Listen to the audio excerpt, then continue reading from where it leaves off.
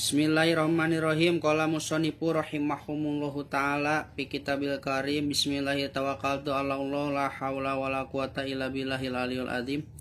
Babu mansubatil asma'i ari ieu tabab bade mertelakeun kana kitab ari ieu tabab bade mertelakeun pirang-pirang isim anu dinasabkeun.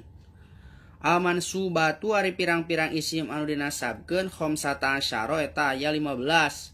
Wahia jeung ari anu 15 teh maf'ul bih tegasna kahiji maf'ul bih wa masdaru jeung kaduana masdar wa dzarfuz zamani jeung katiluna dzarf zaman wa dzarful makani jeung kaopatna dzarf makan wal halu jeung kalimana hal wa tamyizu jeung kagenepna tamyiz wa mustasna jeung katujuhna istisna wasmula jeung kadalapana isim la wa munada jeung kasalapan munada wa khobarukana jeung kasapuluhna khobar kana wa khwatuha jeung batur-baturna khobar kana wa ismu inna jeung isim ina wa khwatuha jeung batur-baturna itu isim ina wa maf'ul min ajli jeung maf'ul min ajli wa maf'alu ma'ah sarta maf'ul ma'ah wa tabi'u jeung isim anu anut lil mansubi kana anu dinasabkeun wa huwa jeung ari isim tawabe teh isim anu anut kana anu dinasabkeun teh arbatu asya'a eta ya opat pirang-pirang perkara.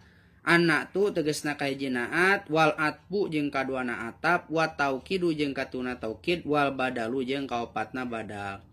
Jadi diterangkeun isim-isim anu wajib dibaca nasab teh aya 15 nu kahijina maf'ul bih logatna ka atawa kana wa masdaru kaduana masdar logatna kalawan ke bakal dibahas hiji-hiji dina bab selanjutna nya. Wallahu babul maf'ul bih wallahu a'lam bishawab.